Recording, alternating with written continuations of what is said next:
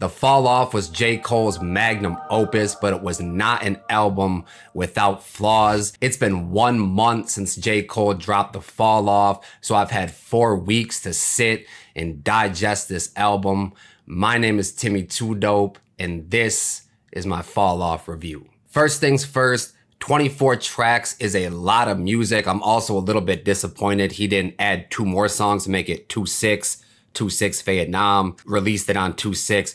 I don't know, that's just me. But part of the reason it took so long to do this review is because there was so much music to get to. And if I'm keeping it fair, if it was anybody else, I'd probably say it's too much music. So I just got to keep it fair. It's also a double disc, and double disc in hip hop have rarely worked. Look at All Eyes on Me or Life After Death for a couple examples of double discs that have worked.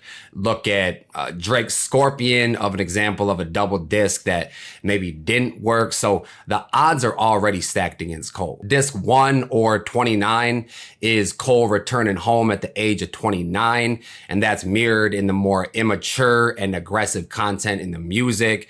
Disc 2 or 39 is him returning home once more, but this time at the age of 39, 10 years later, more experience, more maturity, and that's also reflected in the music. They're both loose concepts, but they definitely help glue all the songs together. I would say the first half feels more like traditional J. Cole. If you're a lifelong fan, this will be the sound that you're kind of used to. The second half leans a lot more into indie and alt rock, and also leans a lot more heavy into sampling and tributes to some legacy acts like Outkast, DMX, Common, samples Marvin Sapp in one of the joints, even references a couple of his own tracks like Cost Me a Lot and Hold It Down. The rapping on both discs is absolutely top tier. No matter how you feel about the albums as a whole or the songs, the rapping is top tier and you can't debate that. Another thing that I found really interesting was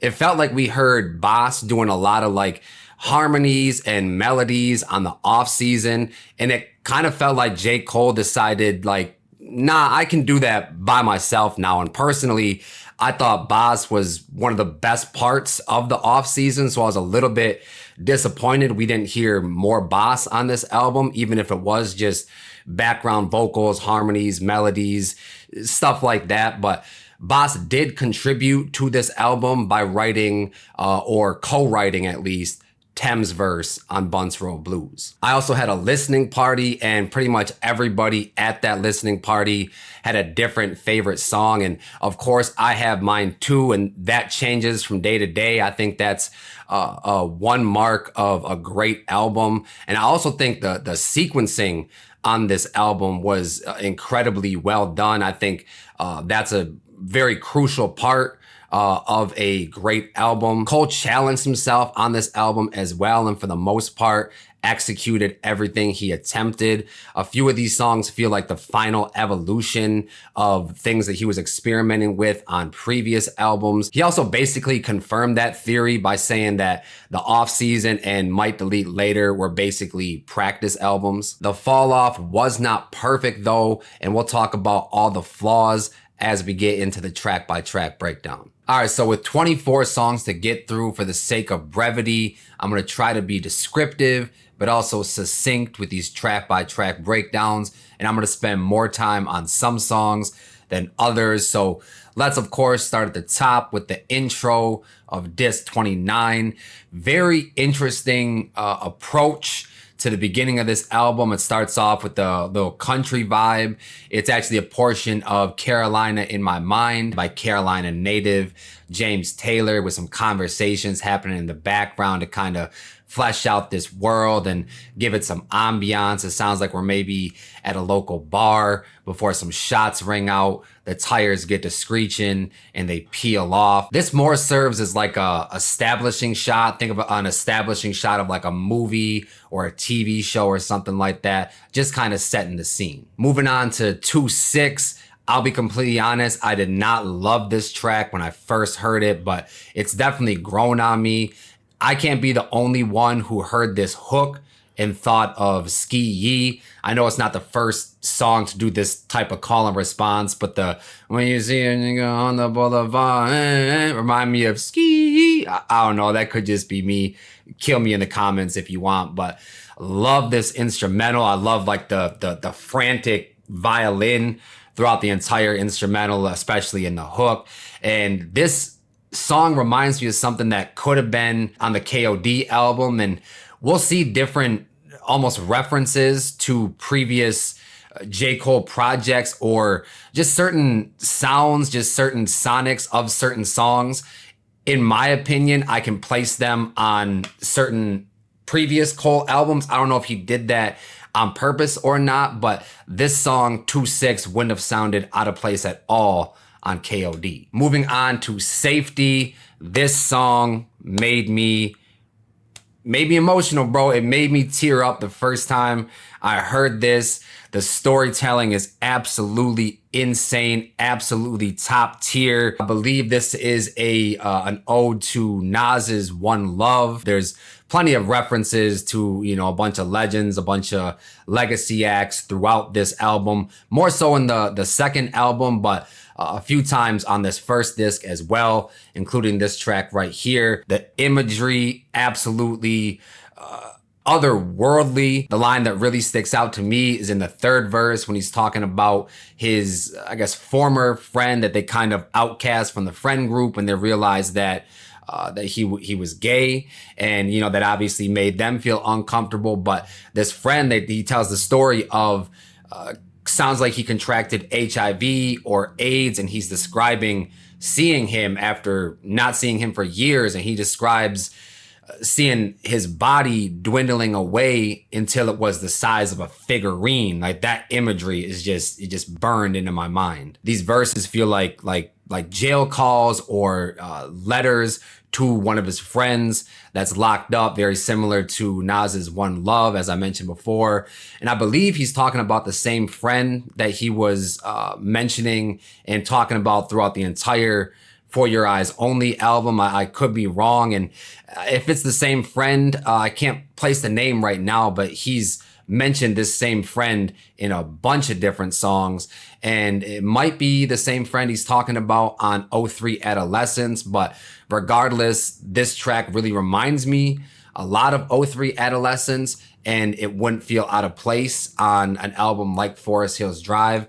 As I mentioned before, plenty of these tracks remind me of songs on previous Cole albums. Next, we got a track with our first feature, Run a Train, featuring Future. I have never, maybe a couple times, very rarely have I ever heard Future sound this hungry. I don't know what Cole said to Future to bring this hunger out of him, but whatever he said, it definitely worked. Cole nails his part. He nails the riding through your hometown after being gone for a few years, somber type of vibe. And that ties directly into the overall narrative of this disc, returning home at the age of 29. It goes without saying, the writing on this track is absolutely exceptional. I'm probably going to do a separate video where I pick my favorite lyrics and really break them down. I cannot wait until Cole comes to Detroit and I can yell, "Fuck the world, let's run a train" at the top of my lungs, bro. I can't wait. Moving on to Poor Thang. You'll probably have heard this in the trailers that Cole was teasing before he dropped the album. One of the absolute best rhyming displays on this entire album, regardless of what disc. I know I keep mentioning how good the writing is, but if you've heard this album, you know it's top tier, but this one stood out amongst a bunch of other great writing, bro. I absolutely love the West Side Gun ad-libs, the Boozy Set It Off bridge. And the big question is, who pissed off J. Cole? I know internet sleuths have kind of figured it out. I still don't, remember the guy's name. Not very significant if you ask me, but a lot of people are, criticizing this punk bitch verse as I'm seeing it called, but I fucking love it because Cole isn't one of those artists that talks his shit like that, especially like on a personal level. So even though he's successful, he clearly hasn't forgot whatever this dude did to him. And let's be honest, if you reach the same level of success as Cole has, shit, even half of that, shit, even if y'all got promoted to the general manager of Target or something, I know you would have somebody in your mind that you've been holding the grudge against that you can't wait to shit on. Next up, we got Legacy. This one caught me a little bit off guard, even though I have heard Cole sing plenty of times before. There's something about this singing performance that kind of caught me off guard a little bit. I don't know really if it was for good or for bad the first time I heard it, but regardless, this is another one that had to grow on me, as well as a couple other tracks that I've mentioned already. And this is the first time that we're introduced to this love interest of Cole that we're going to see a few more times on this album, and a little more once we get into the second album. As far as the vocals go, I mentioned the singing kind of caught me a little bit off guard, but as I listened to it more, I think he absolutely nailed the vocals here. And the amount of different like melodies that just keep hitting you over the head. Like, man, this melody plays. Oh, I love this melody. And then this melody plays. Oh, this is my new favorite part of the song. And then this plays. Now this is my new favorite part of the song. Like, it just gets better the more you listen to it. Now moving on to what sounds like a absolute fantasy lineup. Cole, Future, Thames, on an Alchemist beat. I'm talking about Bunce Road Blues. Sounds like a fantasy lineup, but Cole made it a reality on the Fall Off. This whole entire song, but especially the instrumental, the whatever, is it a xylophone or a piano? The that's just an earworm, bro. Absolutely infectious, absolutely intoxicating. Cole, of course, does his thing. Then Future follows up right behind him and flips Usher's Nice and Slow. The 7 o'clock, I'm in the drop top. Very unexpected. Love that part of the song.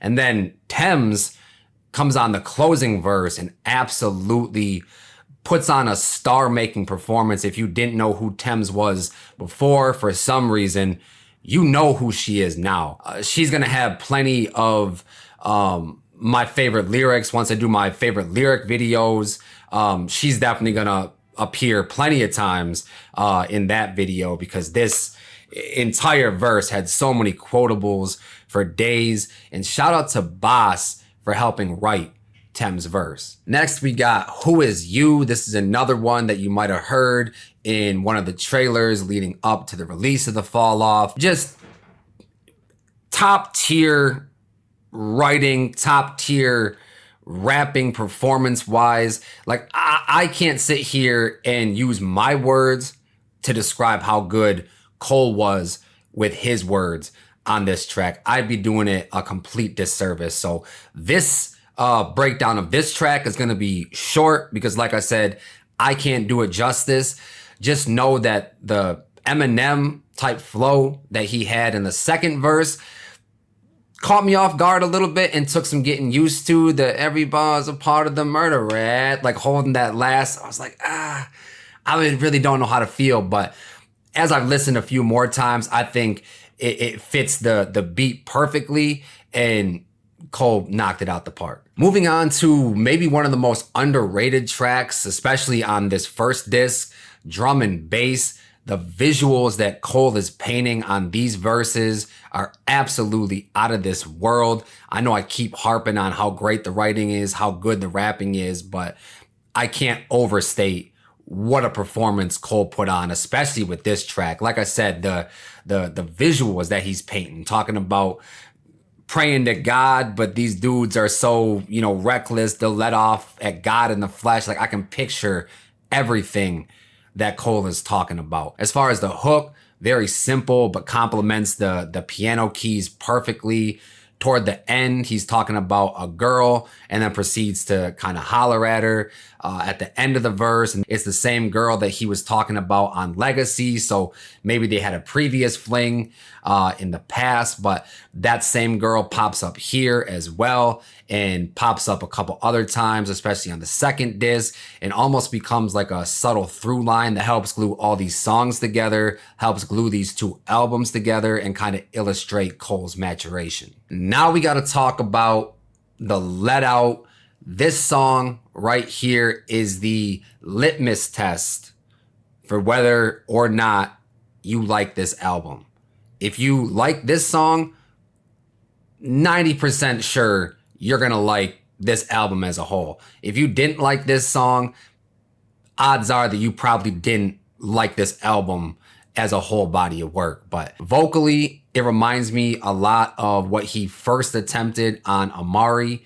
Amari was the first time I can remember Cole really experimenting with the new sound. You know what I mean? I don't know what sound to call it, but there was a lot of it on this album. Just experimenting like with his vocal range. Not like hitting falsettos or anything, but like I said on Amari, when he did the "Then when is his call?" Like I never heard Cole do that previous to that track. You know what I mean? So it really feels like, and actually it's been confirmed by Cole himself, that what he was doing on a lot of the tracks on the off season and on Might Delete Later were just basically practice for this album. And if you go back to those projects, you can definitely hear the DNA, certain elements he was dabbling in before, and he's clearly improved and, depending on who you ask, perfected it on this album. Instrumentally, this reminds me a lot of Hotel California by the Eagles, or even One by Metallica. Even the "You ain't gotta go home, but you gotta get the fuck out of here," that refrain really reminds me of Closing Time by Semisonic. Maybe that's just my white side talking. Another absolute masterclass at storytelling,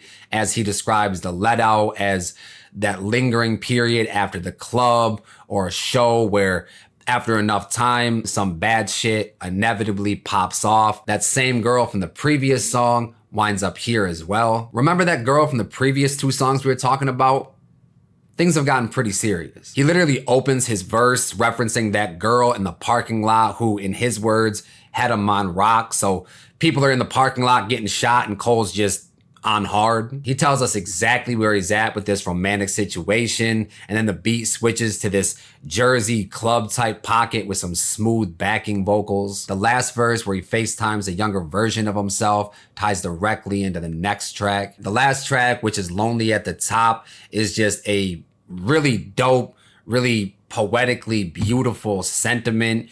Cole talks about not knowing where to find inspiration at this stage in his career because the people that he once looked up to, it doesn't really seem like their heart's in it anymore. He speaks to the cyclical nature of the rap game, saying there's only so much room at the top, and if he believes that he's hit his pinnacle at this stage of his career, then he has to understand that eventually someone's going to try to take his spot, and he's going to have to move down the totem pole and make room for the JIDs of the world. It's conflict, it's turmoil, it's realization, it's anger, it's acceptance. It's basically the entire grief cycle packed into a few minutes. And that was disc 1 or 29. I'll see y'all in about 10 years for the second disc.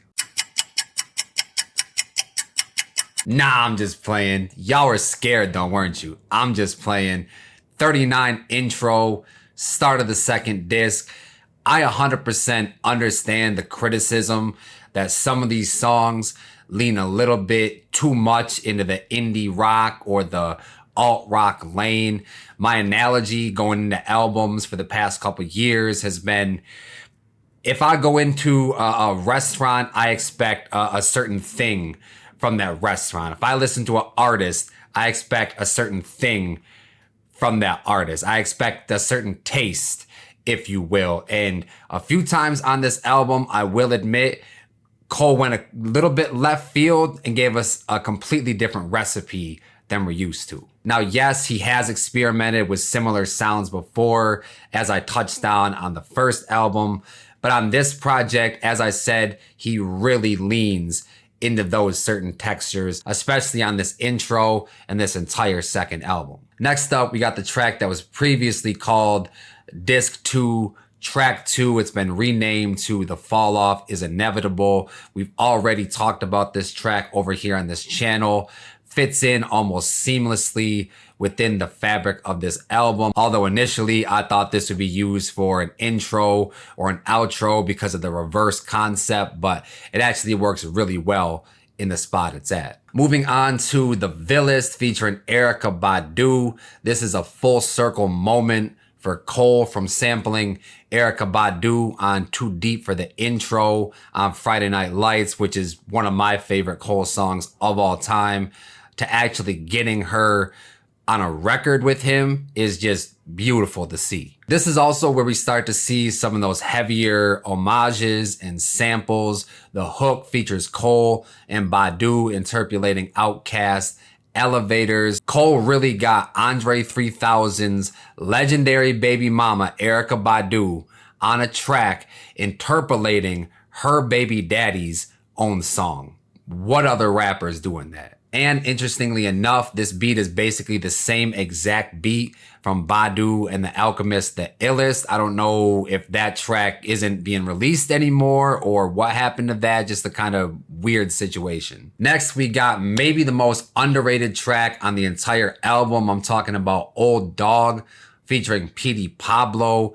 Cole's flow is just crazy energetic on both of his verses here. As I mentioned, Petey Pablo's on the track as well. He holds down the hook and the bridge, and it's just a great addition to this track. And I gotta take a little victory lap, bro, because check out this screenshot. Check out the date. I called this Petey Pablo feature at least a month before this track dropped. Next track, Life Sentence. I've said it before, I'll say it every time.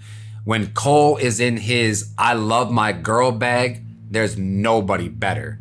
Look at Pretty Little Fears, look at Sacrifices, and now look at this joint. It's another example of Cole paying tribute to legacy acts, this time flipping DMX's How's It Going Down. And when Cole says at the end that this is the realest thing that he's ever written, I know his girl listening to that was smiling ear to ear and couldn't agree more. Sticking with the warm and heartfelt theme, we move on to Only You featuring Burna Boy. Cole gives us more singing on this one, and I know some people are a little indifferent or just completely adverse to Cole when he sings, but personally, I really enjoy it. As far as Burna Boy goes, he's singing with so much passion, especially on the second part of his verse. This track pairs up really well with Life Sentence. I also really love the part at the end from Eve Fontes, aka the Light the Flow Minister, from that viral clip a few years ago where she's speaking to Jason Wilson. Jason Wilson is actually a motivational speaker, so it's really cool to see the shoe on the other foot and somebody motivating and speaking life into him. Moving on to Man Up Above. As I mentioned before, there's certain songs on The Fall Off that sound like you could have plucked them directly off of previous Cole projects. This one specifically sounds like it would have fit right at home on a Truly Yours. Initially, I didn't love this song, but I got over that really quick, especially when you consider the narrative that Cole is maturing at the age of 39. I also really love the Jenny from the Block interpolation, which also reminds me of Cole's own Cost Me a Lot from the warm-up. And it's really funny to me hearing Cole go from Will We Survive the Let Out when he's going to the clubs and just doing young people shit early in his career at the age of 29. You fast forward to age 39, he's talking about I get paid for going in, the fuck I'm going out for. Cole definitely matured, taking no chances at the age of 39. Then we get into maybe one of the best songs Cole has ever made, I Love Her Again. And this one is almost unanimously loved, which is very rare nowadays. And it combines two common song concepts. He takes a line from The Light and flips it into the hook for this song when Common says, "I never knew a love like this." Cole uses that line and essentially turns it into the hook for this joint. And then the overall concept of Common's "I used to love her again" when he's talking about hip hop as if hip hop is a romantic interest.